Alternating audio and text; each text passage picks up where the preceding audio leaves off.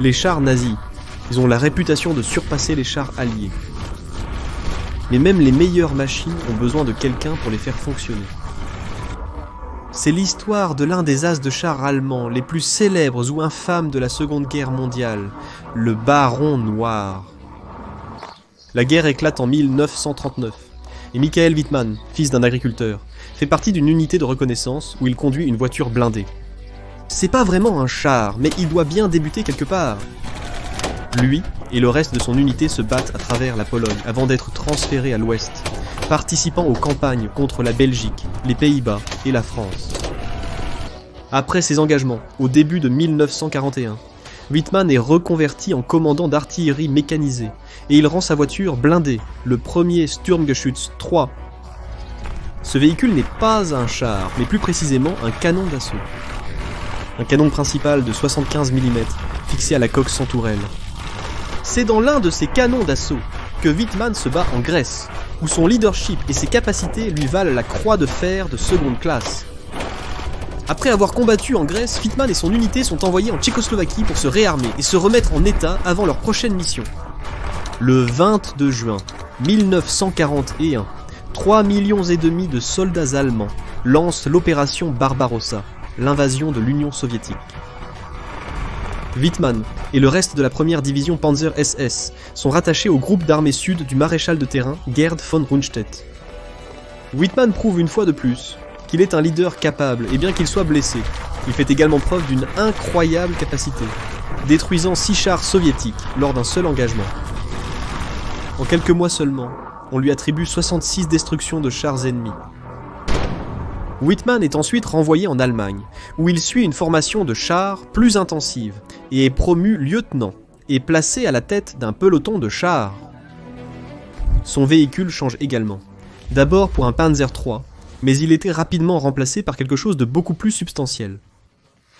Le Panzerkampfwagen 6, mieux connu sous le nom de Tiger 1, est un mastodonte de char avec un puissant canon principal de 88 mm, qui peut déchirer pratiquement n'importe quel ennemi qu'il rencontre.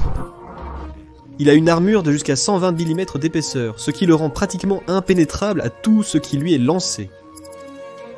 Wittmann rejoint à nouveau les lignes de front en 1943 et goûte pour la première fois au combat dans son nouveau Tiger lors de l'opération Citadelle, mieux connue sous le nom de bataille de Koursk, qui est sans doute la plus grande bataille de chars jamais livrée. Avec un char aussi puissant à sa disposition, Wittmann se déchaîne, traçant un sillage de destruction à travers les soviétiques. Le premier jour de la bataille, il détruit 13 T-34 soviétiques et 2 canons anti-chars, puis il ajoute à cet exploit 10 autres chars, 3 chars légers, 2 canons automoteurs, 3 canons anti-chars et une pièce d'artillerie de campagne au cours des jours suivants. Il survit également à une collision avec un T-34 en flammes, son conducteur parvenant à s'éloigner avant que les munitions ne s'enflamment et que le char n'explose. Malgré les efforts de Wittmann et du reste de l'armée allemande, l'armée rouge parvient à résister à l'offensive et l'opération Citadelle est un échec.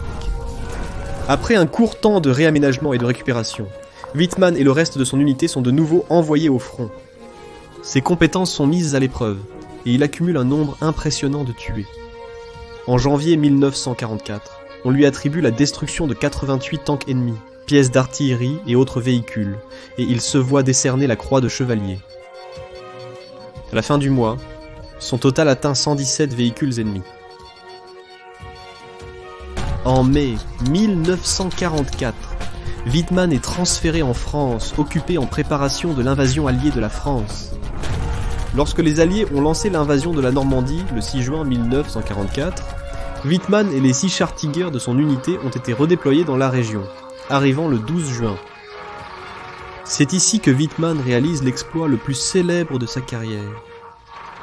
Le 13 juin 1944, Wittmann et le reste de ses hommes sont stationnés près de la ville de Villers-Bocage, défendant un morceau de terrain appelé Colline 213. C'est tôt le matin, et le 4e comté de la Yeomanry de Londres avance vers la colline où les chars Tiger les attendent. Ils essaient, avec le soutien d'une compagnie d'infanterie, de sécuriser la route pour une offensive vers la ville de Caen, bien que la végétation épaisse de la campagne normande réduise leur visibilité. Au total, Wittmann a son propre Tiger, 3 autres Tiger et un Panzer IV. Ils sont confrontés à environ 60 chars britanniques, des semi-chenillés, des porte-canons et des canons anti-chars. Alors que d'autres auraient pu être mal à l'aise d'être en infériorité numérique de plus de 10 contre 1, Wittmann se trouve dans un environnement riche en cibles.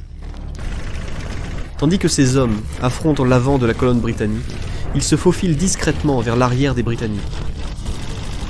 Vers 9 h du matin, les Britanniques captent un appel radio paniqué.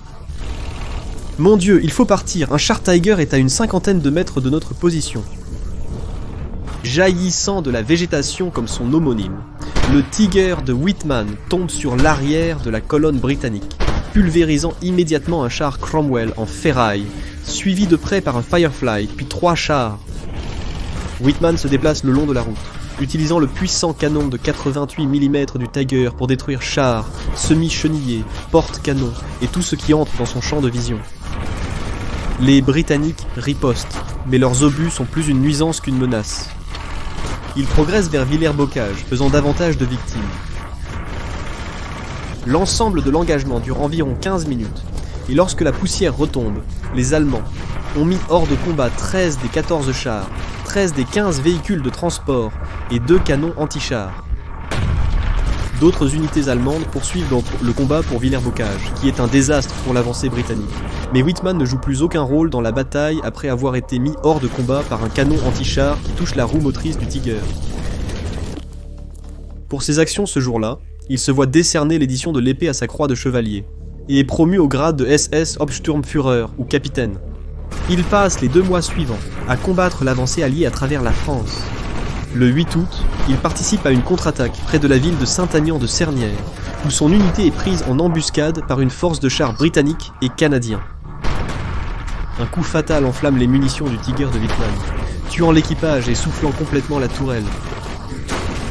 Wittmann est enterré dans une fosse commune avant d'être identifié avec certitude en 1983. Ses restes sont réinhumés au cimetière militaire allemand de Lacambe en Normandie. La renommée de Michael Wittmann est compliquée, pour en dire le moins.